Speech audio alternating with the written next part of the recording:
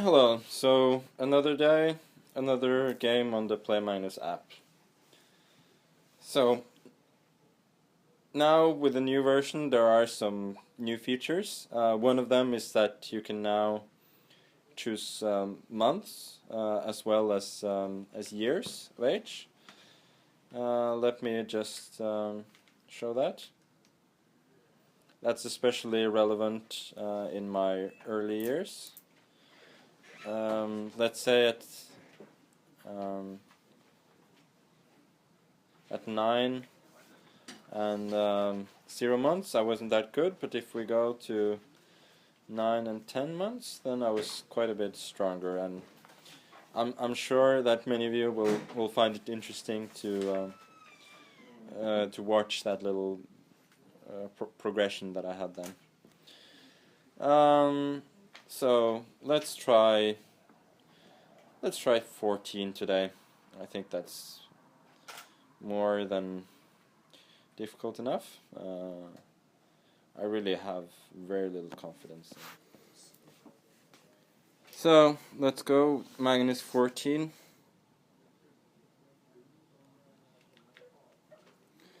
I'm not very confident. I think at that age Magnus was very strong tactically.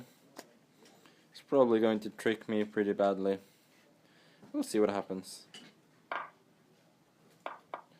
I'm gonna play something pretty solid.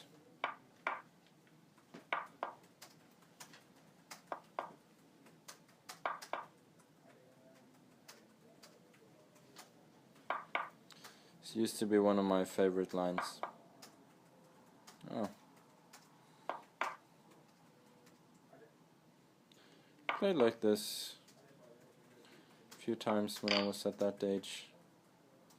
And I actually did this move, which is a bit inaccurate. And this as well. This is following a game of mine against Romanian Grandmaster Marin from 2000 and let's see how many years, 2004.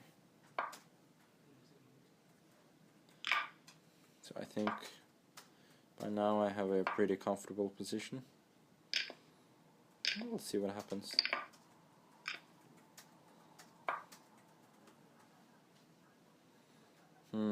So try and choose the best square for the queen.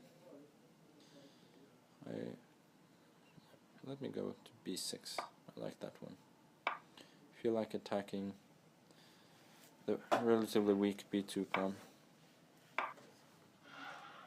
So now this is a sort of a strange move from Magnus 14. The rook protects the pawn, still protects the bishop, but it's not comfortable here as it may be pinned at any moment. I just need not to allow Magnus a tricky chance to unpin the bishop, but it's actually not that easy to prevent it. So I'm trying to find the best way.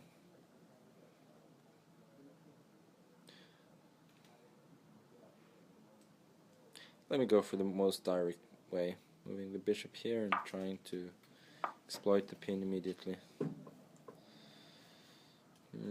Maybe that was too hasty.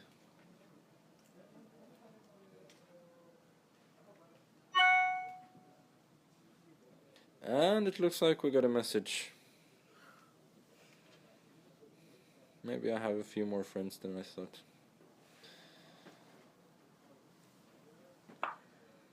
So now, continuing pretty slowly.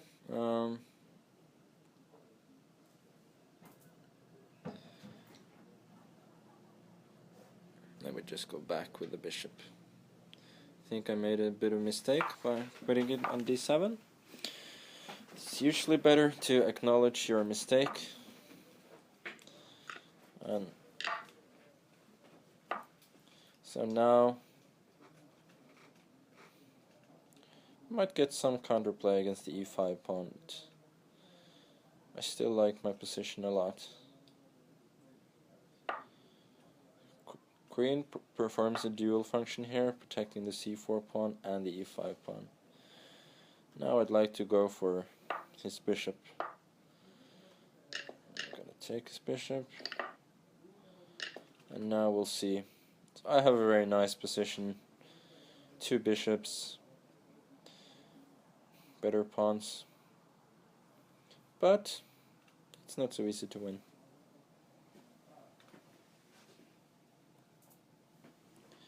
So just gonna move this queen 1 square forward, avoiding attacks with rook a7. And I was even threatening to take on b2, deflecting his queen and then taking his rook next. So now he's moved his rook away. Now I see no reason not to put the pawns in motion.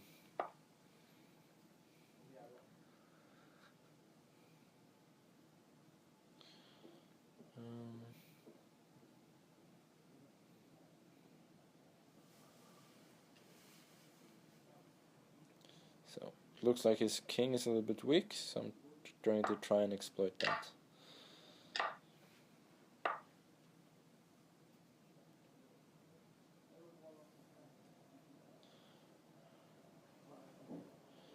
Now let's bring the rook over.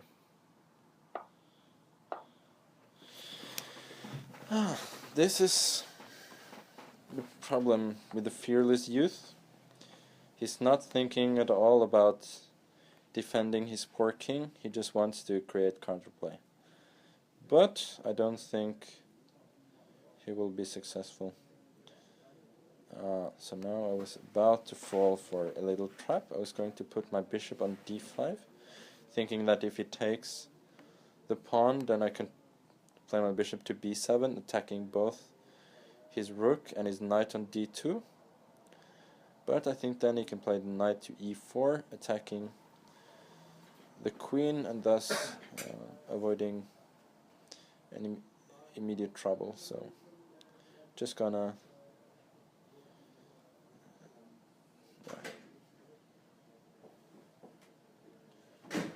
play more slowly.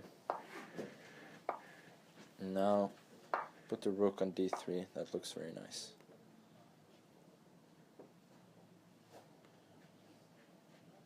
Now it's a difficult choice. I really want to centralize the queen, put it on d5, but on the other hand I might want that square for the bishop. I think I'm nevertheless going to put it there. So now he attacks my queen, but after I retreat the queen I have a very strong threat of playing the rook to d2, which will win his queen. And frankly, I don't see that he has a good way to prevent that. Now I think his rook move to a8 was very dubious, since now the rook can be attacked later on with bishop to d5. Now I have, after he moves his king, I must have a myriad of good options. I think I'm just gonna go for the simplest one. Just noticed a trick. If I play the rook to d2, attacking his queen, putting the rook on the second rank, he might play rook to a7, attacking my queen. But alas, that doesn't work for several reasons. First of all, I can just take the rook, and then if he takes my rook, I play pawn to f4, and his knight will be lost because of a pin. So now I play queen to d3, and I cannot see anything resembling a defense for him. Rook to a7, rook to e2, queen to c1. He's still fighting, attacking my bishop, which he will take if I capture his knight. But I think if I just move the bishop, there is absolutely no defense for little Magnus. Maybe taking Maybe taking the knight is even stronger though. I think I'm just gonna go for that. Ah, Magnus 14 realized that if he took the bishop, then I would return with the rook to the second rank and it would not last long, so now he's trying to force the exchange of the rooks, but now I will just be a bishop up and there will be very little question about the outcome of the game. So now he even exchanges rook, but now I am a bishop up, and I wish there was a offer your opponent's resignation button. There should be. Now it's a very routine job, and since his pawns on the queen side are blocked, he cannot even create a passed pawn over there. Now I just put him in Zugzwang, he loses the g4 pawn and he resigned the game. And I earned quite a lot of points. I might be playing myself in the Play Live challenge, we'll see. Well, that's all for now. See you later.